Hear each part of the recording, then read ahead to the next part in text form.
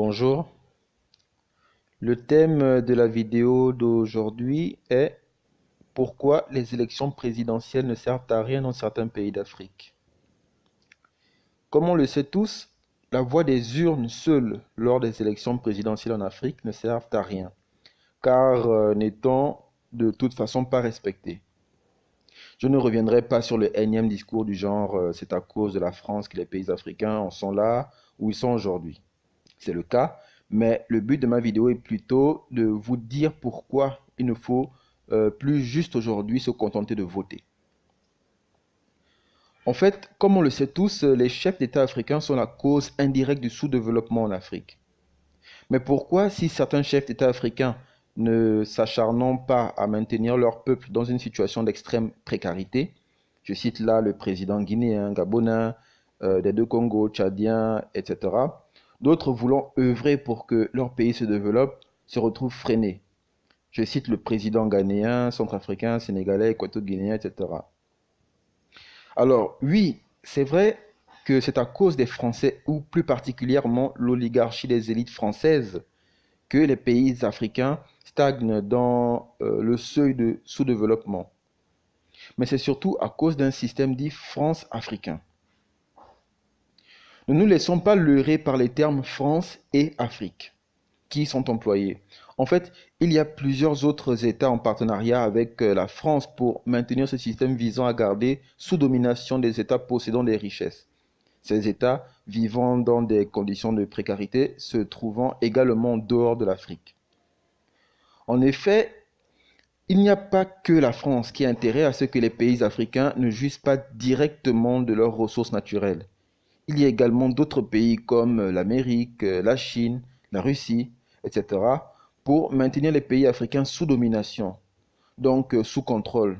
Ces pays-là s'assurent que les pays africains ne disposent pas d'une économie autonome et pour ce faire, ils utilisent la fameuse monnaie franc CFA, une monnaie liée à l'euro, une monnaie coloniale fluctuant non pas par rapport à la santé économique africaine, mais européenne.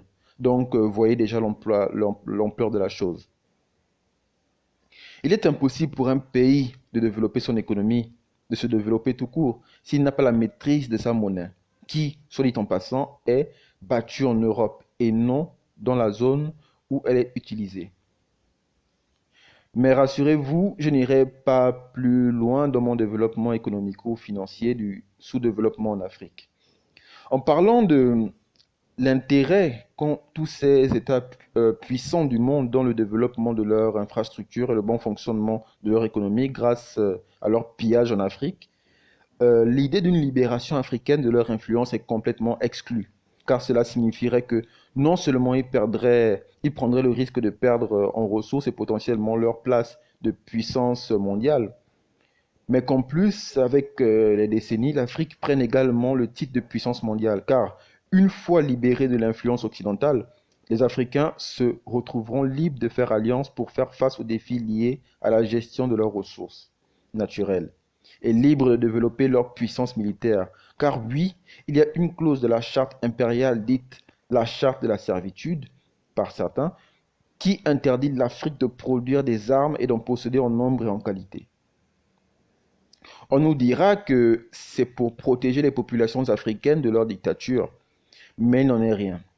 En fait, c'est juste pour garder ces pays dans un état constant de faiblesse.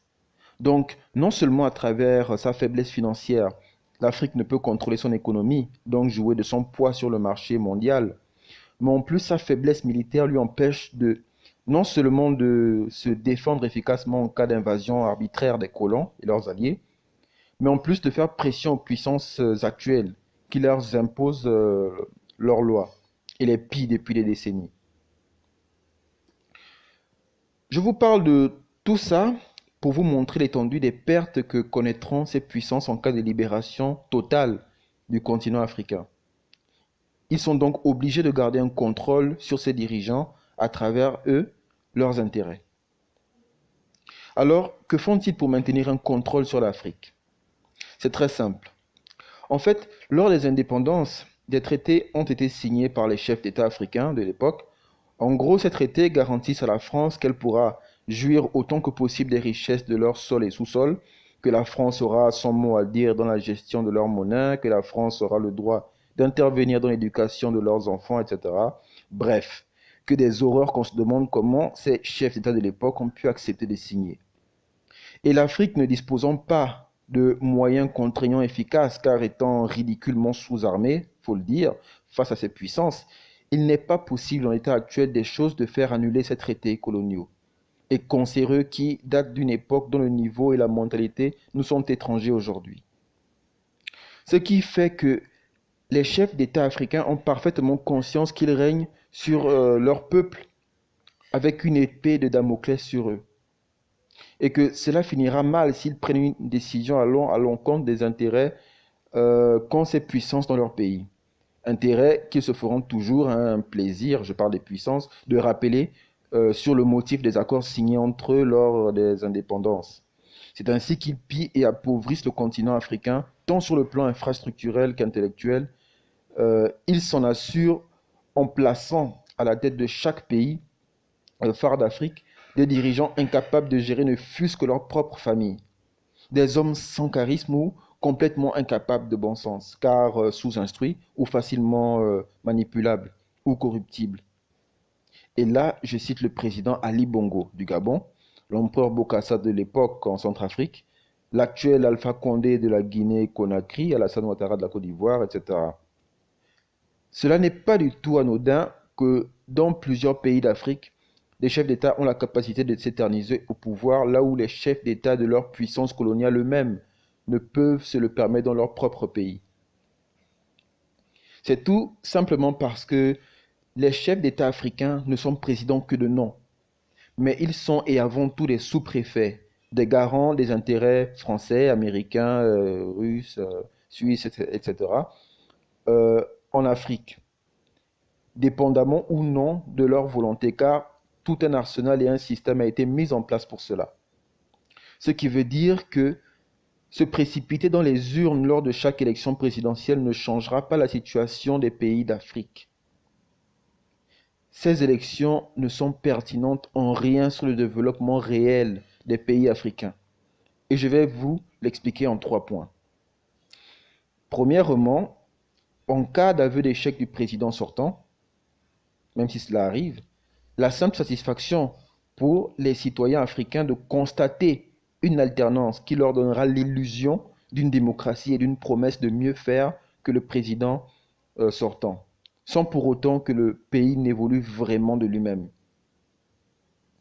Deuxièmement, le nouveau président ne fera que remplacer l'ancienne oligarchie par une nouvelle, car l'arsenal colonial en place a été monté pour rendre impossible une redistribution juste du budget du pays au peuple tout en développant le pays et remboursant les crédits octroyés par les hautes institutions financières internationales et leurs intérêts qu'ils généreront de nouveaux crédits pour être remboursés.